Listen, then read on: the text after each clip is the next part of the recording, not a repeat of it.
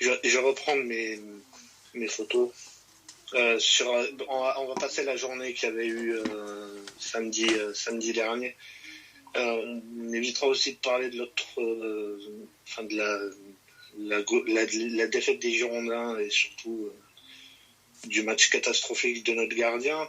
Donc voilà, c'était la 17e journée la semaine dernière, enfin mardi même pour le coup. Une journée qui a vu Guingamp s'imposer donc sur la pelouse de Saint-Étienne et qui du coup a signé les derniers moments de Laurent Batles à Saint-Étienne, qui a été remplacé donc pour le match de Coupe de France ce week-end, juste par un entraîneur de la réserve, il me semble. Et donc ça devrait être officiel demain. Ce sera Olivier Dalloglio, ancien entraîneur de Montpellier et de Montpellier. Ces derniers moments, il y avait le choc, l'un des chocs notamment d'autres tableaux entre Angers et Grenoble. C'est Angers qui s'est imposé 1-0. 3 qui n'avait plus gagné depuis 408 ans, s'est mis à gagner 2 matchs d'affilée et a battu Amiens 2-0. Quevilly-Bordeaux, on passera dessus, comme j'ai dit, la magnifique prestation du joueur qui nous sert de gardien. Bastia qui s'est imposé 5-0 sur la pelouse de Dunkerque. Pau qui a battu Valenciennes 3-1. Un jour, il faudra peut-être parler aussi de l'équipe de Pau qui surprend quand même beaucoup. Auxerre qui s'est imposé à Concarneau 2-1. Paris qui a battu Rodez 2-0. Ajaccio qui a battu le leader Lavallois 2-0 aussi. Et Caen qui s'est imposé mercredi sur la pelouse d'Annecy 2-1. Et au classement, on a donc Angers 34 points, Laval 33 points, 3e Auxerre 32, 4e Pau 29, 5e Grenoble 28, 6e Guingamp 27, 7e Ajaccio 27 aussi, 8e dégringole quand même un petit peu. Rodez est 9e avec 23 points, le PFC avec 23 points aussi est 10e.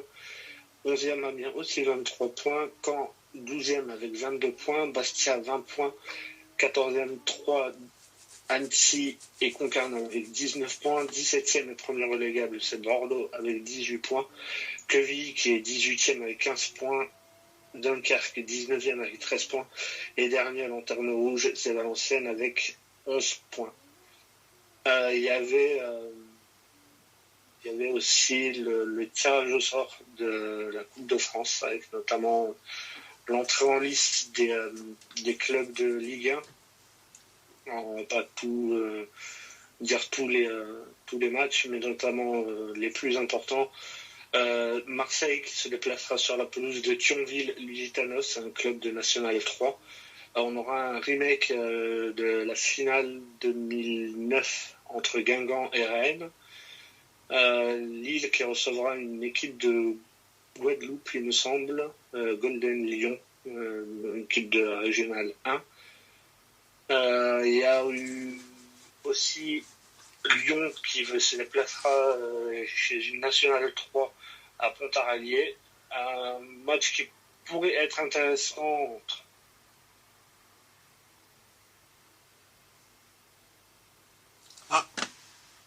On n'a plus de son ?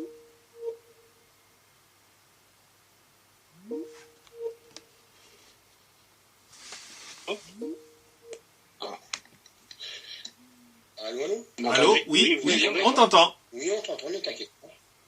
Donc j'ai dit Toulouse qui se déplacera sur la pelouse de Chambéry, je ne sais pas exactement où ça a coupé. Lyon qui se déplacera à Pontarlier, un match intéressant entre Nice et Auxerre.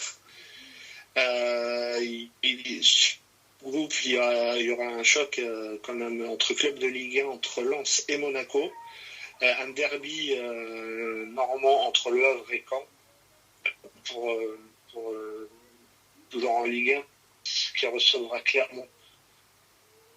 À Bordeaux qui se déplacera chez une Nationale 3 à l'Entente Saint-Saint-Gratien.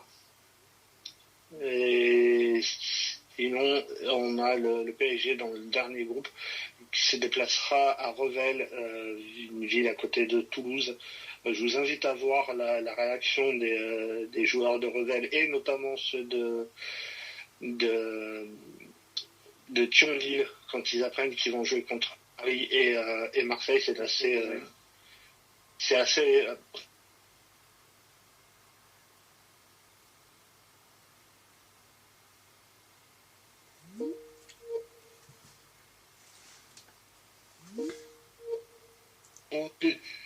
jouer un très gros club, parce que c'est un club de chez moi et c'est le club où j'ai fait mes études.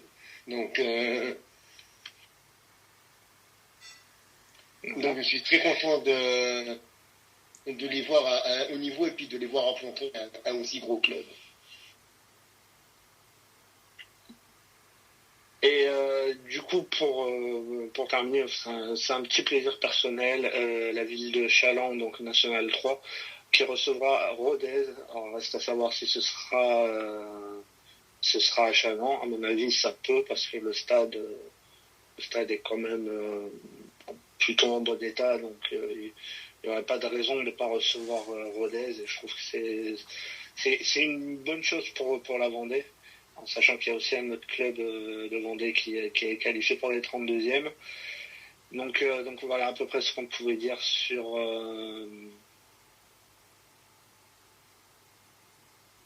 la Ligue 2. Que je retrouve. Ah Non, c'était pour dire sur la Ligue 2. Oui. Donc pour terminer donc sur la Ligue 2 avec la journée qui s'annonce ce week-end, alors les matchs qui auront tous lieu sur le même jour, puisqu'il y aura aussi une journée mardi prochain, mardi prochain, avec notamment la réception de Bordeaux contre Saint-Étienne. Donc voilà. Un match assez intéressant entre Auxerre et Ajaccio, un derby breton entre Guingamp et Concarneau, 3 qui recevra le leader Angers, un Bastia qui recevra Quevilly, Caen qui recevra Dunkerque, Rodez qui recevra Amiens, Valenciennes qui recevra le Paris FC, Grenoble qui recevra Annecy et Laval, deuxième qui recevra Pau, quatrième. Donc voilà ce qu'on pouvait dire sur la Ligue 2 et sur la Coupe de France concernant les clubs de Ligue 2. Donc on prendra une dernière petite page de pub avant de bifurquer sur la Ligue 1 et la Première Ligue. Donc avant d'enchaîner sur la Ligue 1 et sur la dernière partie de notre podcast, je pense qu'Alexis, tu avais quelques éléments à nous communiquer pour parler de Bordeaux. Ah, c'est obligé. Non. Question d'équité, quoi. C'est vraiment obligé. S'il faut parler... vous êtes troisième, vous. S'il faut parler de Bordeaux, je vais réemployer les mêmes termes que je disais tout à l'heure. Sur la pelouse de Quevilly, mardi, un match catastrophique. Mené 3-0 et avec un carton rouge de notre côté, on a quand même réussi la prestation d'être meilleur à 10 que 11. C'est dire. On est quand même revenu à 3-2. On aurait même pu penser qu'au bout du compte, un 3-3 aurait été presque logique. Mais non, ça reste dans les prestations très mauvaises qui nous font depuis au moins la semaine dernière. Parce qu'il y avait eu aussi une défaite à domicile contre Troyes, comme je disais tout à l'heure, Troyes qui n'avait pas gagné depuis une éternité en déplacement, et même tout court, qui est venu s'imposer à Bordeaux. Pourtant, je le disais la semaine dernière, Troyes qui venait de changer d'entraîneur, même un intérimaire a permis à Troyes de venir s'imposer ici. Maintenant, que dire sur la prestation du joueur qui nous sert de gardien de but, un mec qui nous plombe des matchs, qui nous plombe des points. Ça fait quand même la 3e fois, parce qu'il y a eu le match à Grenoble et à Angers où il se foire des relances, et puis c'est à chaque fois c'est les clubs qui ouvrent le score avec son erreur. Donc c'est un gardien qui est très très très limité, qui a quand même des qualités, autant ça je peux le reconnaître. Il est très bon il est très bon. Il fait ce qu'un gardien de but doit faire sur sa ligne. Je le trouve quand même bon sur sa ligne. Mais au pied, c'est quand même très très limité. Et puis c'est compliqué d'avoir ce gardien. Et puis c'est Malcolm Bokele qui a dit à la mi-temps qu'en gros, il faisait ce qu'il faisait. Il faisait ce que les Girondins pouvaient faire. Mais derrière, en gros, il explique que il y a des mecs qui sont là et qui plombent le club, donc une bonne ambiance entre les joueurs. Donc il y a eu après le match ce week-end à Angoulême en Coupe de France sur un terrain très très déplorable. Alors, on va pas chercher d'excuses parce que c'était aussi du côté d'Angoulême, mais bon, Angoulême a quand même réussi à être meilleur que nous sur un terrain calamiteux. On a eu une occasion, on a mis un but et puis c'est tout. Angoulême aurait pu passer, ça n'aurait pas été scandaleux. Donc c'est très compliqué en ce moment d'être supporter des Girondins. Mais enfin voilà quoi. Il reste 2 matchs, il faut gagner. Faut gagner samedi parce que personnellement je n'ai pas d'affinité avec eux, mais faut battre Saint-Étienne. Et puis derrière, on finit chez Dunkerque, qui est relégable. Donc ouais, 2 matchs importants pour Bordeaux. Après, il y aura le mercato, mais est-ce que le mercato va voir le jour à Bordeaux? Ça, c'est une autre histoire. Parce que avez-vous les moyens de faire un mercato? C'est ça. Enfin, c'est les moyens. Je pense qu'ils y sont. Mais comme ils ont dit, je sais plus qui c'est qui a dit ça, je crois que c'était Lopez d'ailleurs, qui avait dit que s'il n'y a pas de départ, il y aura pas d'arrivée. Et la question c'est qui veut nos joueurs, qui veut notre gardien de but qui est vraiment pas bon, qui veut Aliou Badji, qui veut Alexis Pitou.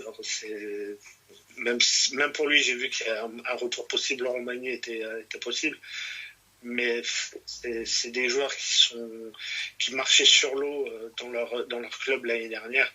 Je pense à Livolan et notamment à Weisbeck qui était très très bon à Sochaux, mais qui cette année ont beaucoup de mal. Weisbeck, j'en parlais tout à l'heure, qui a pris le carton rouge à Quevilly et qui du coup ne le reverra plus avant la fin du mois de décembre, donc on le reverra l'année prochaine, et puis c'est pas plus mal.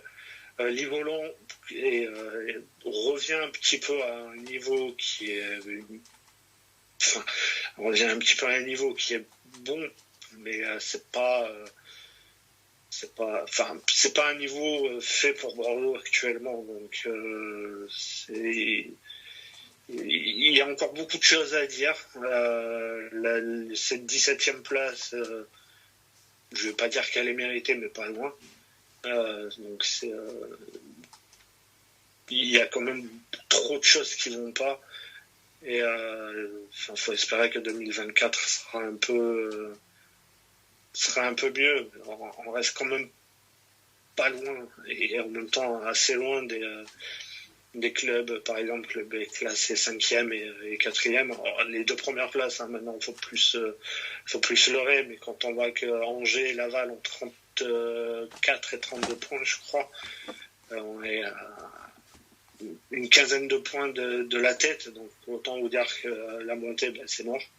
Donc maintenant, il faudra être beaucoup mieux l'année prochaine, enfin en 2024, pour espérer déjà faire une série. On pouvait déjà faire une série sur les 2 derniers matchs. Mais bon, des fois, c'est trop leur en demander. Mais si on pouvait faire une série sur ces 2 matchs, ça permettrait, entre guillemets, de bien finir l'année et d'envisager 2024 déjà un peu plus sereinement, mais ça reste compliqué. On ne peut pas leur demander d'aller gagner 2 matchs quand ils ne sont pas capables d'en gagner un. Mais ouais, on va dire que vivement que les vacances arrivent pour eux. Ça tiendrait qu'à moi. Il y aurait beaucoup trop de choses à dire sur ça. Mais vivement que cette trêve arrive, que ça leur remette les idées en place et qu'ils reviennent plus motivés qu'en 2024 que ce qu'ils ne le sont depuis la descente, donc il y a 1 an et demi. Et c'est même pour vous dire, même des journalistes qui disaient que l'équipe actuelle en Ligue 2 était quand même plus mauvaise que l'équipe qui est descendue. Donc, comme je vous avais dit, ils nous ont conduit des sacrées bouses sur la dernière année en Ligue 1.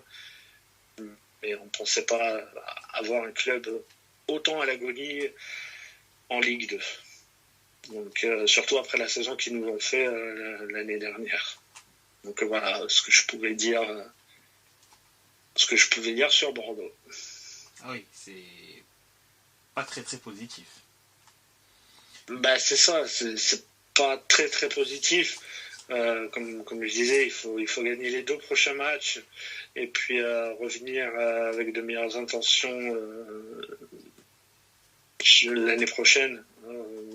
J'avais bon espoir de voir Riera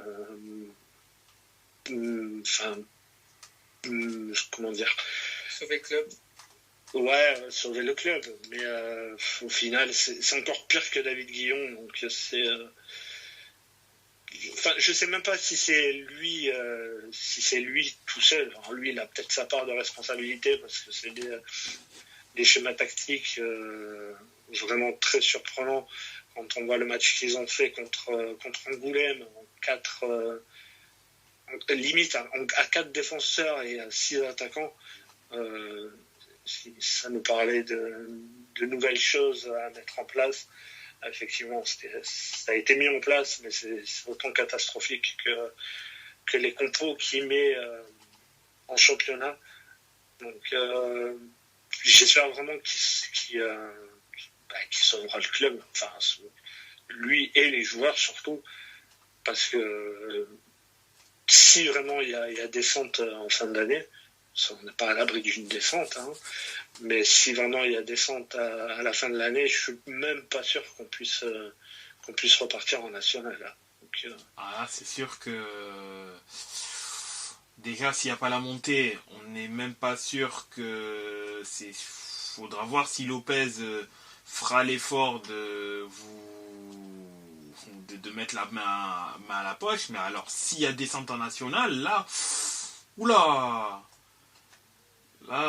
S'il y a descente en national, c'est même pas sûr que ça reparte dans ce championnat. Pour moi, ça sera dépôt de bilan et retour non. Ça sera le championnat de National 3.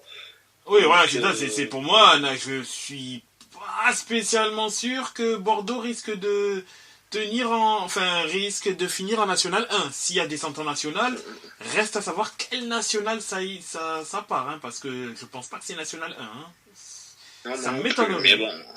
Après, bon, on n'est pas à l'abri de toutes les surprises, mais déjà que Bordeaux n'a pas spécialement un budget pour fonctionner en Ligue 2.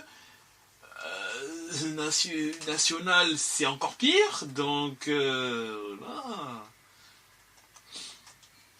c'est surtout que Bordeaux n'aura pas un budget pour la Ligue 2, et c'est surtout qu'ils seront entre guillemets obligés de vendre les joueurs dites à grosse valeur marchande. Mais bon, quand on voit nos joueurs actuels, je suis pas sûr que les valeurs marchandes soient assez élevées. Peut-être le milieu de terrain, Pedro Diaz, à mon avis, ça doit être lui qui doit avoir la plus haute valeur. Mais quand on voit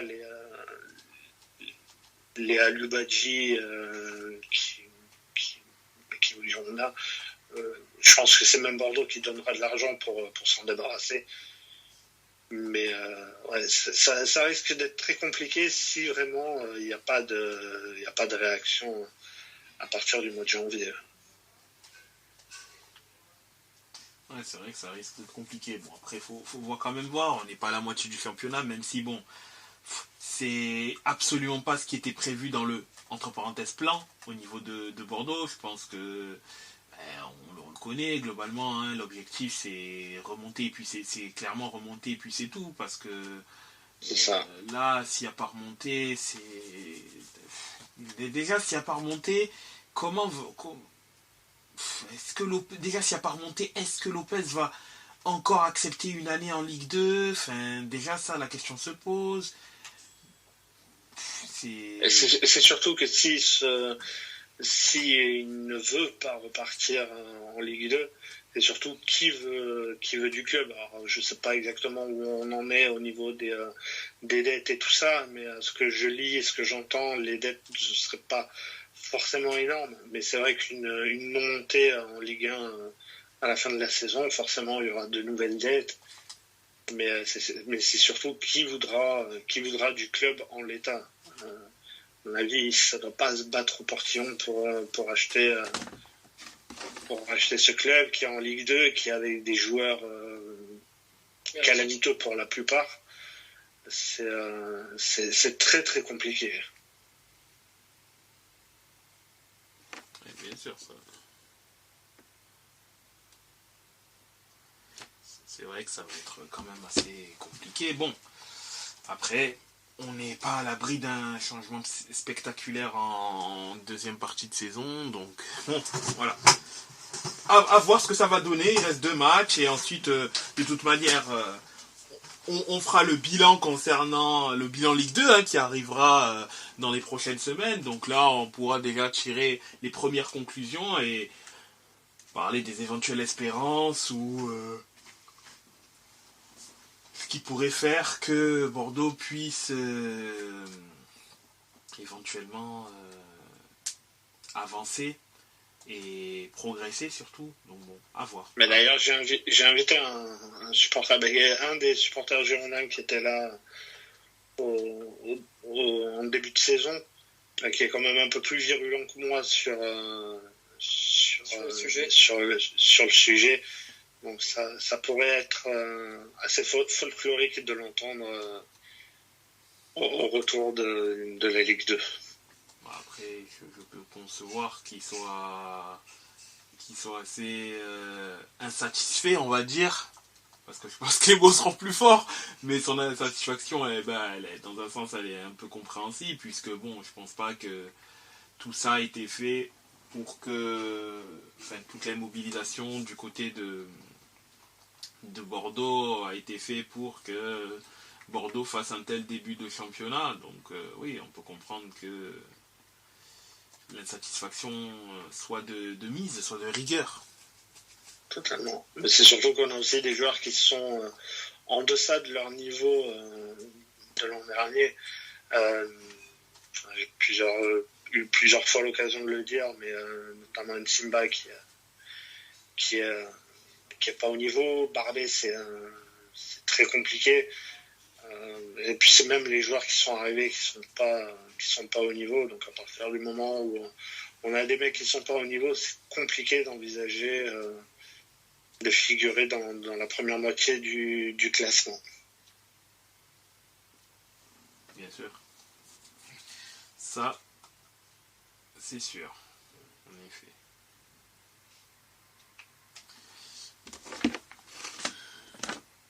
Et évidemment, on développera lors de ce spécial Ligue 2. Et pour parler de l'étage au-dessus, du moins de la Ligue 1, qui fut une journée assez quand même... il y a eu il y a quand même eu du mouvement hein, sur cette journée, sur cette 15e journée de Ligue 1, des équipes qui ont vaincu qui ont vaincu le signe indien. Mes yeux se posent sur Lyon. On a vu un superbe non-match de Metz. Ah, aïe. Et Metz... Voilà. Je tenais à le préciser. Bon, le pire, c'est que on n'a pas été affreux, quoi, mais juste, en fait, Brest a été meilleur dans tout, quoi, que Metz. Donc, voilà, je pense qu'on a fait le débrief du match. On a plus tiré au but, mais autrement, ils ont été meilleurs que nous dans tout. J'ai un but en fin de match de Le Doiron. Match à domicile, match foiré. Je crois que voilà, j'ai résumé le match en fait de Metz. Et non, match pas fait et pas à faire. Donc on va parler de la Ligue 1 maintenant, du vrai football. Oui, après tout dépend le stade auquel il y a eu les matchs, hein, mais effectivement il y a eu des matchs où il y a eu beaucoup plus de démonstrations de football que dans d'autres. Des équipes qui se rassurent, notamment l'Olympique de Marseille qui a été à deux visages concrètement contre Lorient, entre la première mi-temps qui a été incandescente et la seconde où l'équipe... bon, on peut le comprendre puisque quand tu mènes 4-1 à la mi-temps... Il y a un peu de relâchement, un peu de gestion, enfin, c'est dans un sens un peu compréhensible. Où Lorient a clairement, d'ailleurs, dominé, clairement dominé cette seconde mi-temps, où sans un grand Paul Lopez, l'OM aurait pu concéder plus de buts, mais c'est une victoire sur le coup qui est qui fait du bien, puisque l'OM est en plus une des pires équipes en Ligue 1 à l'extérieur. Bon, elle se rattrape sur les derniers matchs, mais c'était l'une des pires équipes à l'extérieur. Là, elle se replace très bien au classement, 6e, à 4 points du moins de la zone Ligue des Champions, entre parenthèses, sur la 4e place. Donc petit à petit, l'OM remonte au classement, donc ça fait du bien au moral et on voit que la stratégie, le fait de replacer, de mettre 2 attaquants, la forme d'Obama, enfin tout ceci semble porter ses fruits. Après, est-ce qu'il continuera vers cela, étant donné que cette stratégie-là implique un déséquilibre, comme l'avait indiqué Anthony, implique un déséquilibre et Gattuso n'est pas spécialement fan de faire en sorte que son équipe soit résolument portée vers un déséquilibre, donc vers l'avant. À voir si ça, il va le continuer, mais néanmoins pour l'instant ça marche.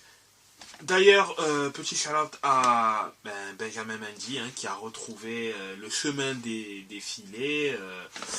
Ça doit être bien pour lui, bien pour la confiance. Bon, il a pas spécialement célébré, mais bon, voilà, c'est bien pour lui. Après, ce qui lui est passé, là, c'est, on va dire, la récompense de sa remise en forme pour redevenir un joueur pro. Et bon, voilà, il fait son petit bout de chemin à Lorient. Là, il marque son premier but et écoute, que ça continue ainsi pour lui.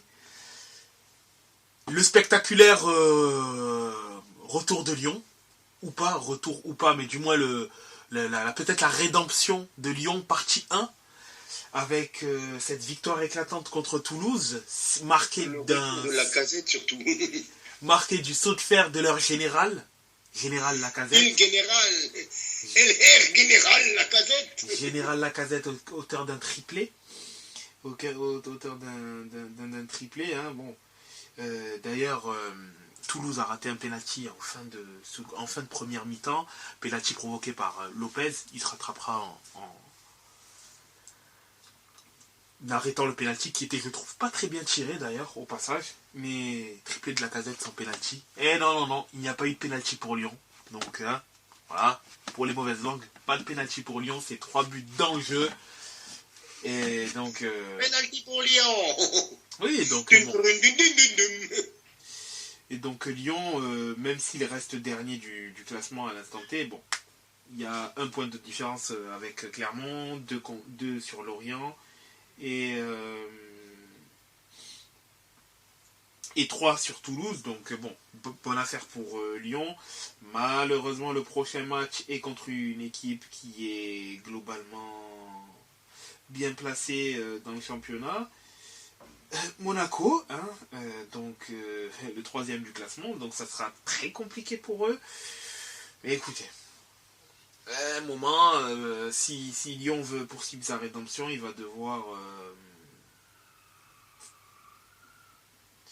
devoir battre des équipes. Il va falloir jouer contre les gros, quoi. Oui, exactement. Donc ils vont devoir. Faut prendre des points contre les petits, mais pas être ridicule contre les gros non plus. Exact, c'est ça, exactement. Strasbourg aussi se relève. Strasbourg qui était englué dans une spirale négative, qui là ça se relève tout doucement. Ça se relève doucement, mais sûrement. Ils reprennent une victoire sur leur dernier match qu'ils n'avaient pas réussi à faire. Donc bravo aux Alsaciens. Qui passent devant le Havre d'ailleurs. Hein. Avec cette victoire, ils passent devant le Havre, en effet. Lille qui... Un match de milieu de tableau. Exactement. Hein. Lille qui, du coup, fait pas une très bonne affaire en faisant match nul contre Clermont. Face à Clermont. Bon, Clermont, ça ne les arrange pas de faire match nul, mais bon, c'est mieux que rien de ne pas perdre. Mais oui, Lille, clairement, perd du terrain sur les 3 premiers. C'est pas profitable pour eux. Nice qui s'impose difficilement contre... Mais ça aussi, c'est un succès précieux pour moi. Le succès de Nice, là, il veut aussi beaucoup de points pour moi. Bien sûr. De toute manière, parce que Nice... là, s'ils ne gagnent pas, ils sont à 6 points déjà de Paris, ouais. Bientôt la mi-championnat. Bon, est-ce que Nice a les armes pour jouer le titre? Je ne sais pas, mais actuellement, Nice est en capacité plus que mathématique de jouer le titre. Exactement, là pour l'instant ils sont bien placés, donc bon. 4 points, ils sont pas à l'abri d'un PSG qui peut fauter, qui a failli fauter d'ailleurs. Bien sûr. Avec ce match nul jusqu'à la 83e face à Nantes. Et c'est les joueurs qui avaient un petit peu du mal ces dernières semaines qui se sont imposés. Un Barcola qu'on avait beaucoup critiqué ces dernières semaines, qui est venu ouvrir son compteur but sous la tunique rouge et bleu. Très beau but, hein, d'ailleurs. Hein. Très beau but, superbe action, super but de l'ex-lyonnais. Et Kolo Muani, qui reprend aussi sa marche en avant, qui avait dit, lui, dans son interview à Téléfoot il y a quelques jours, qu'il n'était pas satisfait de son rendement actuel depuis son arrivée dans le club de la capitale, mais qu'il a donné la victoire, tout simplement, au PSG face à Nantes. Et c'est une victoire qui permet tout simplement au PSG de rester devant.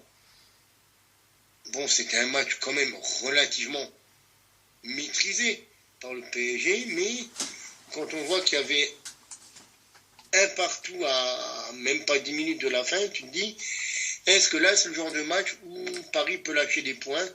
Est-ce que c'est le genre de match où Nice peut revenir? Parce que là, sans le but de Kolo Muani, ils sont à 2 points de Nice. C'est ça exactement. Après, il y a aussi ce mal récurrent qui est le jeu de tête. Paris prend beaucoup de buts. Enfin, déjà, Paris, souvent, dans le jeu de tête, c'est une équipe qui se fait dominer, qui prend des buts également dans cette... Paris prend aussi dans le domaine aérien. Attention, même dans l'impact physique, ils peuvent se faire avoir. Attention, parce que il y a des équipes qui sont plus armées physiquement, notamment, City et ses, par exemple, et ses 4 entre parenthèses centraux, le fait est qu'il joue avec également Rodri et Stones. Moi, par exemple, un PSG City, j'aurais très très peur pour City, très très peur pour le PSG. Ah oui. Sur le domaine aérien, parce que sur le domaine aérien, sachant que City n'a pas des cancres comme joueur pour pouvoir. Il y a du monde, donc il y a du monde dans les airs. Entre Marquinhos, entre Skriniar, entre. Bon, c'est pas. Ils font pas 1m60, quoi, les garçons. Alors, autant Marquinhos, il est un peu petit pour un défenseur central, mais Skriniar, ça va. Mais c'est vrai que quand on regarde un peu plus près, le PSG n'a pas spécialement beaucoup de joueurs de tête, de joueurs de tête, hein, mine de rien. Hein. Oui. Et ouais, c'est un mal récurrent et bon, il faut que le PSG quand même progresse. 83, hein, Marquinhos, c'est pas un abo non plus, hein, oui, c'est pas Verratti non plus. Bien évidemment, mais là où on s'attend plus à un joueur s'approchant du mètre 90. Et t'as d'autres garçons aussi, hein. Lucas Hernandez, 1,84. Kimpembe, qui... oui, lui est grand par contre. Qui non plus. Kimpembe, quand il revient, ben non, il fait la même taille, hein, 83, hein, Kimpembe. Ah bon, il n'est pas plus grand? Non, 1,83. Ok. Le problème à la rigueur du PSG, c'est qu'ils n'ont presque pas de défenseurs centraux. Oui, aussi, oui. C'est vrai, enfin, pas que centraux, à gauche. Ils n'en ont que 4, hein, en comptant Lucas comme défenseur central. Et si tu comptes... ah ouais, parce que j'allais dire si tu comptes également Danilo Pereira, mais je pense pas que tu le comptes comme sentinelle, puisque c'est à la base... Tu comptes comme 6. Ouais, voilà. Mais qui est régulièrement placé... Qui est régulièrement aligné en défense centrale. Et lui a déjà un peu plus de taille. Il est à 1,88. Ouais. Et je pense que c'est un des plus grands oui. Au niveau joueur de champ parisien. Oui, je crois que Skriniar c'est peut-être la même taille, ou peut-être 1 cm peut-être plus petit, peut-être, Skriniar. Mais ça Skriniar c'est 1,88, c'est la même taille. C'est la même taille, voilà. Je savais que ça se joue sur ces détails. Mais ouais, les deux, de toute façon, les deux, on sait qu'ils ne peuvent pas être alignés ensemble parce que ça offre des boulevards extraordinairement grands à l'équipe adverse. Donc, mais... t'as un garçon comme Mukiele qui pourrait jouer en défense centrale avec son 1m87. Le problème, c'est qu'ils ont déjà pas de joueur à gauche, sauf si tu mets Lucas Hernandez. Le problème est que le fait de mettre Lucas Hernandez, tu lui demandes en gros de faire un taf plutôt à vocation défensive. Donc forcément, ça crée un déséquilibre déjà au niveau du PSG, ce qui fait que l'attaque du PSG va plus pencher à droite. C'est un peu ça. Oui. Et c'est ce qui se passe à cette saison. En tant qu'arrière droit, il est plus à la rigueur piston qu'arrière droit, hein, le garçon. Ça, je pense que c'est une nouvelle pour personne. Oui, bien sûr. Mais déjà que on voit que le côté du PSG penche plus à droite, bon, à juste titre. T'as sur le papier Ousmane Dembélé et Hakimi. T'entends bien que les deux fassent d'énormes différences. Et c'est là où Nuno Mendes sera intéressant parce que connaissant son activité, il va pouvoir apporter cette diversité dans le jeu et faire en sorte que le jeu ne penche pas forcément plus à droite qu'à gauche où Mbappé est présent, quoi, parce qu'Mbappé, bon, il joue à gauche, donc... Et on parle des joueurs qui ne sont pas assez grands, et pourtant, même devant, hein, ils ont des joueurs grands, hein. Gonzalo Ramos, 1,85, Kolo, 1,87, c'est pas petit.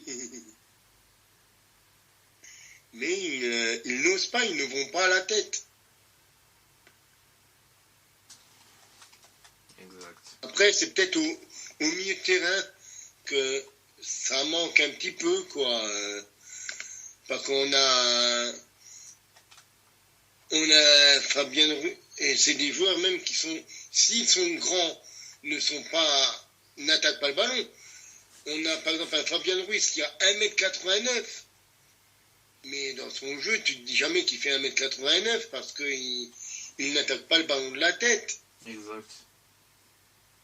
Solaire 1m80 aussi. Je crois que Zahir Emery, c'est un des plus petits avec 1,78.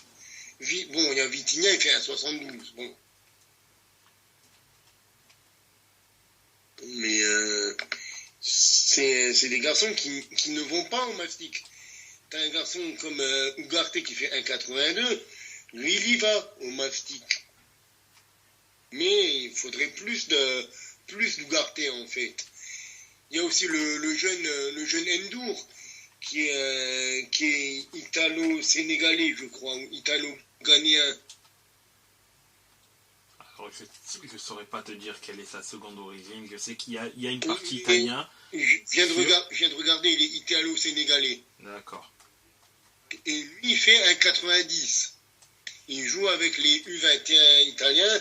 Et lui, c'est un central, mais c'est de nouveau pas un 6. Donc, les joueurs qui sont grands ne sont pas des 6 du côté du PSG. Et c'est un petit peu ça le problème, je pense. Ils cherchent un 6 grand, alors que leurs grands ne sont pas des 6. Exact. Il faudrait, à la rigueur, presque qu'ils jouent comme le faisaient un petit peu les équipes qui jouent avec Pirlo. Donc, tu mets un Regista moins grand avec 2 chiens de garde sur les côtés. Si tu veux jouer avec des grands, tu mets 2 grands, par exemple, comme on a dit, Fabien Ruiz, et puis Endour, ou bien Pereira, ou bien des garçons comme ça. Et tu mets un mec après pour distribuer le ballon en tant que quarterback. Et là, tu peux mettre un Vitinha, tu peux mettre un Carlos Soler, tu peux mettre ce genre de joueurs qui sont moins grands dans la taille, mais qui vont être protégés, comme Pirlo l'était, avec les Ambrosini, avec les Gattuso, avec les Albertini, des garçons comme ça qui faisaient le taf au milieu de terrain. Effectivement. Pour protéger la rampe de lancement Pirlo. Ouais, et ce manque d'impact du milieu, on l'a bien vu, notamment dans le match contre Newcastle, où il se faisait, que ce soit l'aller et le retour, hein, l'aller et le retour, oui. Où le milieu du PSG souffrait le martyre face à l'équipe de Newcastle, notamment au milieu de terrain. Et sachant que, notamment au match retour, il te manquait quand même Tonali, parce que j'imagine pas ce qu'un Tonali Bruno Guimaraes peut t'infliger sur 90 minutes en termes d'impact physique, quoi. Un Joelinton, Tonali et Bruno Guimaraes, j'aimerais pas me les coltiner les 3 pendant 90 minutes, clairement. Clairement. Et encore, c'est pas Tonali que j'aurais le plus peur au niveau physique quand même. Hein. Non, c'est pas le mec le plus costaud encore. C'est pas le mec qui va le plus au mastic. Quand on sait que Joelinton à la base en plus, c'est un attaquant. C'est un offensif, ouais. En relayeur. Encore que Tonali en est capable, là. Il est hargneux quand il veut. Quand il veut. Il est bien là le problème. Quand il veut. Mais ouais, c'est... Le vrai moteur, entre guillemets, de leur milieu de terrain, c'est Guimaraes. Oui, bien sûr. Bien évidemment. Et pour quand même continuer sur la Ligue 1, avant d'aller justement sur la Première Ligue, dont on pourrait aussi beaucoup dire sur Newcastle, hein, vu ce qui s'est passé. Oui, le PSG qui arrive à gagner contre Nantes, Monaco qui gagne à 10 contre 11 contre Rennes. Rennes qui a toujours autant de mal en Ligue 1. Montpellier qui fait match nul contre Lens d'ailleurs. Ouais, voilà, Montpellier, hein, comme on l'avait indiqué dans les précédents podcasts, ça souffre le chaud et le froid. C'est parfois compliqué. Et, bon, là en ce moment, ils sont sur une série, pas sur une série positive. Bon, là, ils se rapprochent tout doucement de la zone de relégation. Hein. Au final, ils n'ont que 2 points de retard sur Lorient. Mais voilà, c'est compliqué. Lens qui a également autant de points que l'OM. Un nul qui ne les arrange pas. Mais ce qui donne dans le classement PSG premier avec 36 points, Nice 2e avec 32, Monaco 3e avec 30, Lille 4e avec 27, Brest qui continue à bien travailler et donc 5e avec 25 points, l'OM, Lens, Reims, tous trois avec 23 points, Nantes, Strasbourg, Le Havre, Metz, Rennes, Montpellier, Toulouse, Lorient premier relégable, Clermont et Lyon qui ferment la marche. Et donc, concernant notre voyage qui doit se faire également en Angleterre, il s'est passé beaucoup de choses sur cette journée. Beaucoup de choses. Cette journée qui a commencé donc le 9, il y a 2 jours, hein, avec Liverpool qui aime toujours autant comment dire, c'est même pas se déplacer, c'est donner des difficultés. Voilà, je dirais se donner des difficultés. Liverpool aime remonter des scores. J'ai l'impression qu'ils n'aiment pas mener au score, ils aiment... Une équipe remontada. Voilà, exactement, où là ça s'est fait, à la 91e, hein, ils ont marqué le but de la victoire, mais ils aiment, je sais pas, il faudrait que je cherche la stat pour le prochain podcast, le nombre de fois où Liverpool a été mené au score et a remonté un score, le nombre de buts que Liverpool met dans les 10 dernières minutes de match, ou dans le dernier quart d'heure. Dans le dernier quart d'heure, c'est... Je sais pas, je comprends pas. C'est d'ailleurs dans le Canal Football Club où ils en parlaient hier, ils disaient que c'est plus le Fergie Time, c'est le Kloppy Time. Clairement, là, cette saison, c'est impressionnant, le nombre de fois où ils remontent des scores, Liverpool. Enfin, je sais pas s'ils le font exprès ou c'est... Je sais pas, je saurais pas dire, mais autant c'est très bien ce qu'ils arrivent à faire, mais le problème, c'est que tu ne peux difficilement pas... Bon, bien que là, Liverpool soit leader, mais est-ce que tu peux concrètement viser le titre de champion avec une défense perméable qui, tout le temps, tu sais qu'elle va prendre des buts? C'est aussi avec une défense avec des leaders absents. Aussi. Bon, après... Absents, des leaders blessés, parce que Van Dijk qui est blessé un mois sur 3, Andrew Robertson qui est blessé, ouais. Joël Matip qui est quand même un joueur dans la rotation qui est quand même important, encore une fois blessé. Joe Gomez. Trent Alexander-Arnold, il fait une relativement bonne saison, mais on n'est plus sur les standards de 2019-2020, quoi. Et quand on regarde, une fois qu'on a enlevé Konaté et Van Dijk en défense centrale, il nous reste Matip, il nous reste Gomez, et après il nous reste le tout jeune Jarell Quansah. Et on se dit, ah mince alors, qu'est-ce qu'on va faire comme défense? Et autant en arrière-gauche, Tsimikas fait le taf, mais qui est-ce qu'on a derrière Alexander-Arnold en arrière-droit? On a un gamin comme Connor Bradley, qui a 20 ans, qui découvre la première ligue. Tu te dis, il y a vraiment pour Liverpool que ça. Oui. Le garçon, il est inscrit dans l'effectif, mais il n'a pas joué un seul match en première ligue. Il est entré dans un match d'Europa League. Le garçon, depuis le début, l'arrière remplaçant d'Alexander-Arnold a joué en tout et pour tout 8 minutes cette saison. C'est ça. Donc, à un moment ou à un autre, il va falloir se poser des questions du côté de Liverpool. Parce que, alors, on va me dire, oui, mais ils peuvent faire jouer un Endo en latéral ou un Kirsty Jones, machin truc. Mais c'est pas leur poste. Faut arrêter avec ces bêtises-là. À mettre des machins, des arrières droits, milieu, arrière droit, latéral, mettre des arrières gauche en ailier droit, des avant-centres en défense centrale. Lentement, il va falloir arrêter avec les bêtises là quand même. Parce que ils sont pas totalement quand même perméables à tout changement.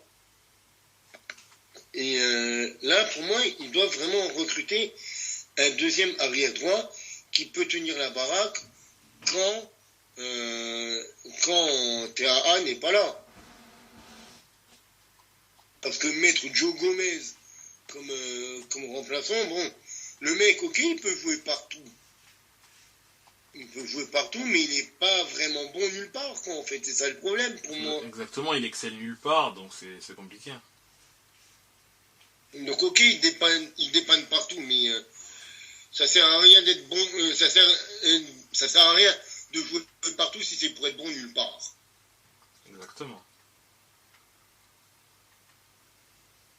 Donc, Exactement. Et au milieu de terrain, bon, après, autrement, l'équipe elle est belle, franchement, elle est belle.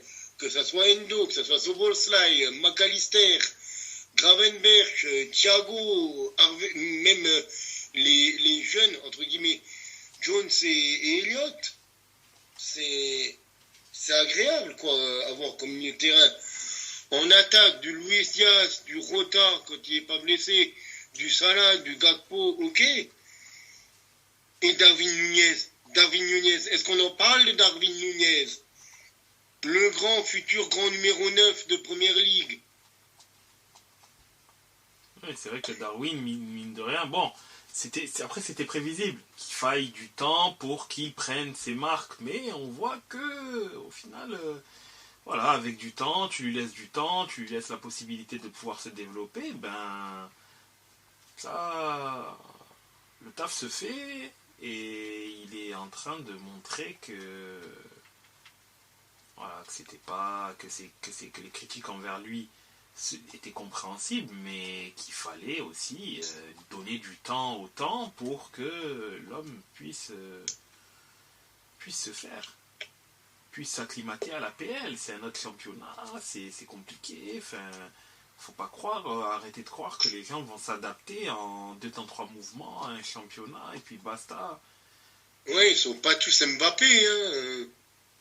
Et encore, est-ce que Mbappé le fera? Oui, il va partir. Oui, mais je veux dire, est-ce qu'il pourra s'adapter comme ça facilement à un nouveau championnat?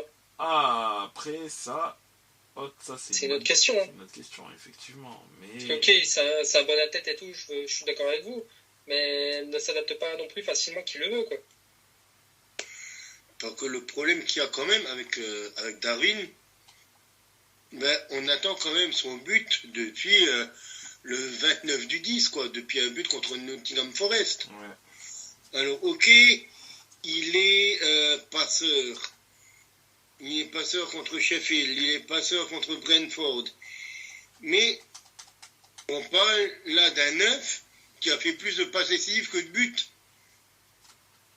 en championnat. Moi, je trouve ça quand même un peu inquiétant quand même. T'es buteur et ta stat principale, c'est pas de marquer. Alors bon, je veux bien que tu joues en remise, tu sois un peu comme Giroud, machin, tout. Mais au bout d'un moment, un buteur, c'est un buteur. C'est fait pour marquer. Un attaquant, tu attaques. Point. Faut à un moment revenir aux bases du football. Aux fondamentaux. Ça attaque, un défenseur, ça défend. Et si tu as un buteur qui ne marque pas, ben, il ne sert pas à grand chose. C'est ça. Comme disait Mourinho, si pour aller à la chasse, tu n'as pas de chien, tu prends un chat, mais ça marchera moins bien.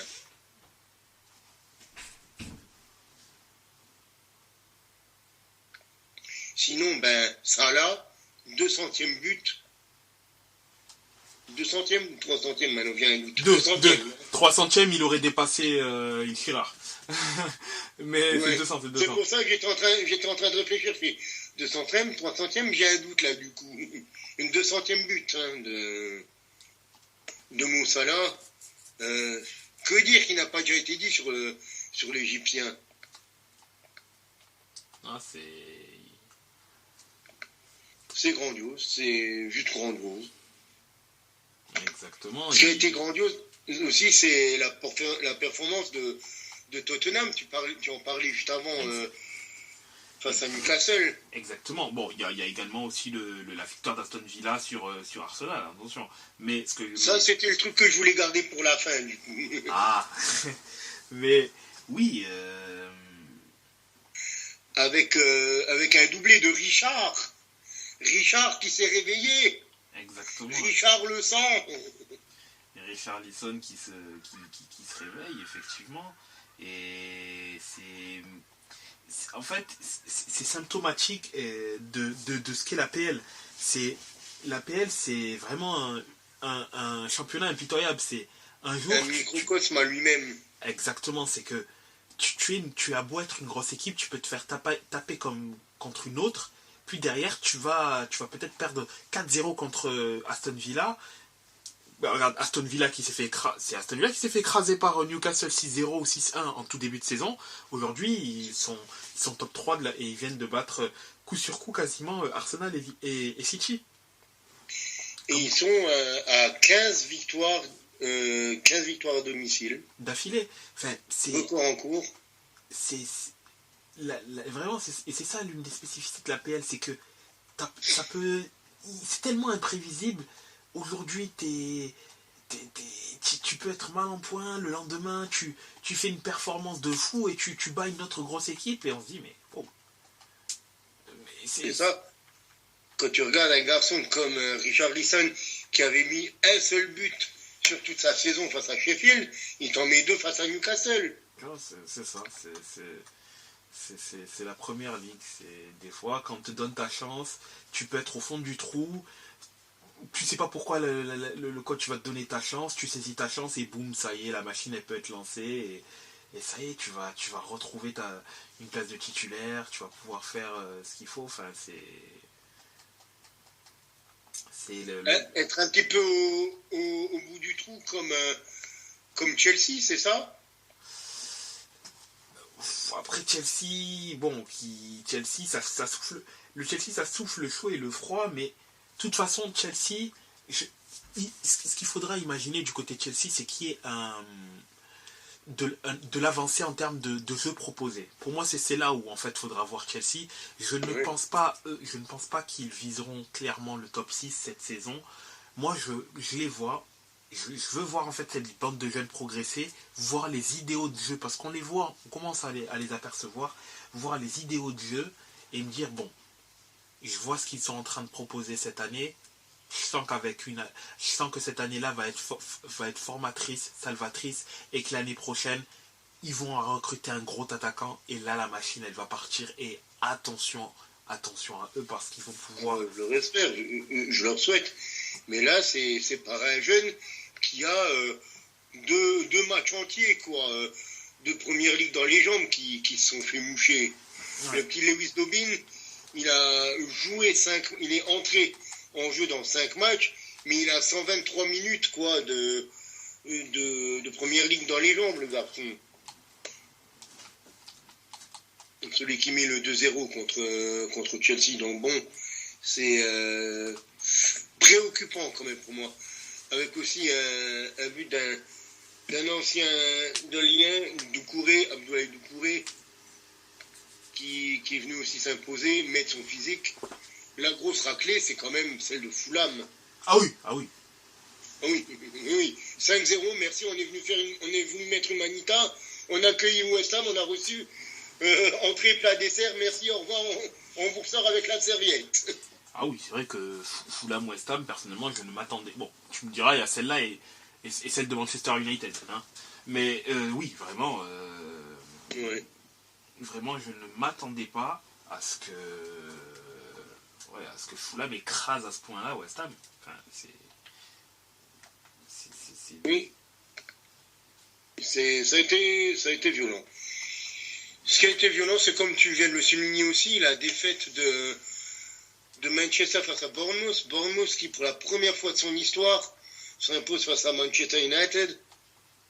3-0. Il n'y a plus rien qui va à Manchester actuellement. J'ai l'impression qu'ils sont de nouveau la tête sous l'eau. Je pense qu'il faut au moins un changement d'entraîneur, voire d'autres choses encore. Parce que sinon, on va partir sur du Chelsea, on va partir sur du destin à Chelsea.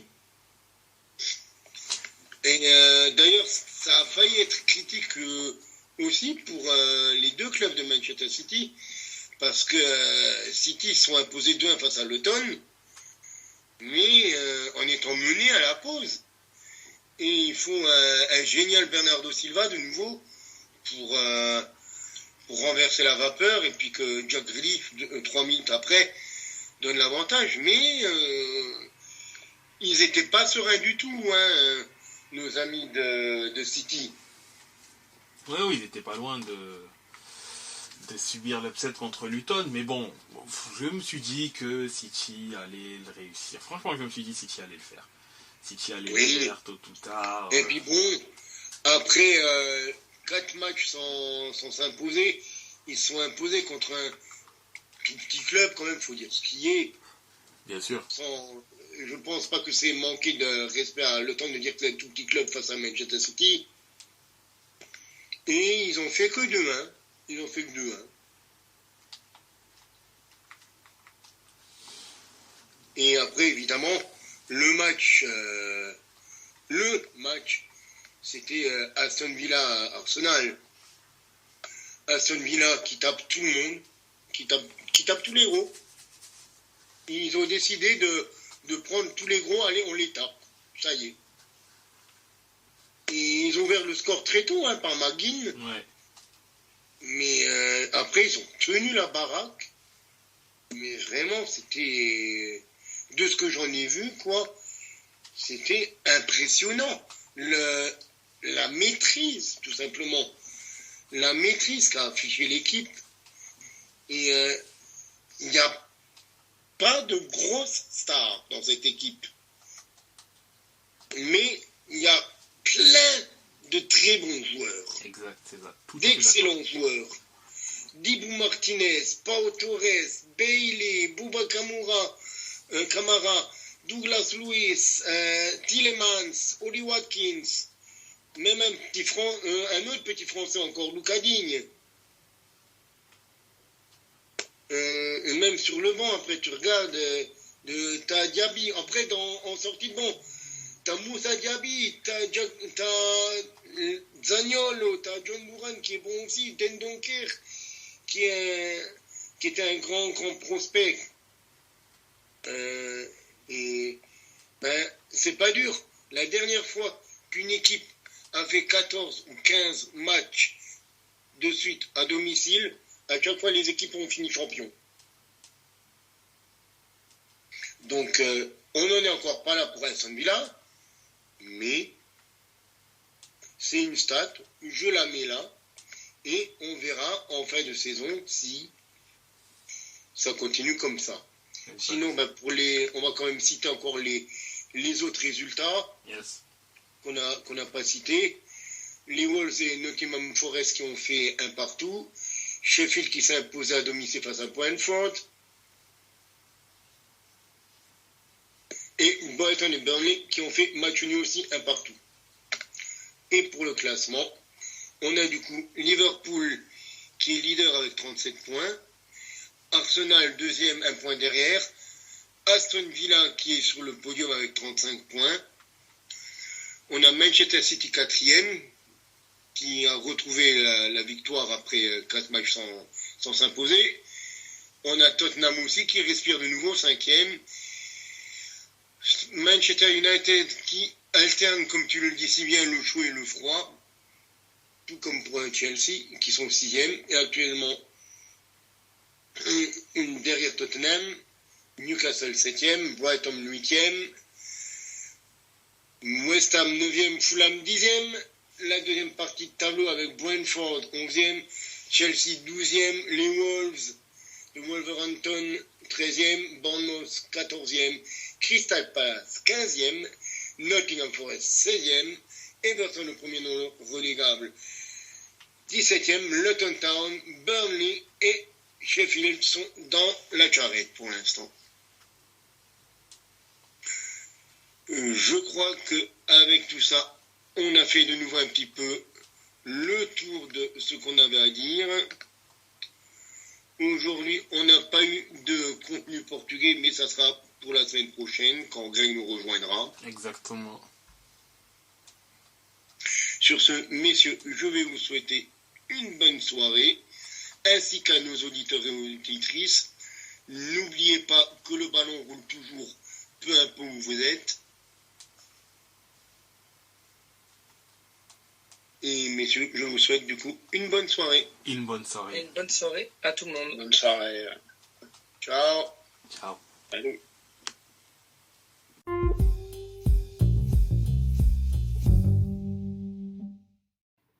Afin de nous suivre sur les différents réseaux sociaux, vous pouvez aller sur Facebook, La Table Ronde, sur Twitter, La Table Ronde 777, sur Instagram, La Table Ronde, 2 fois tiré du 8.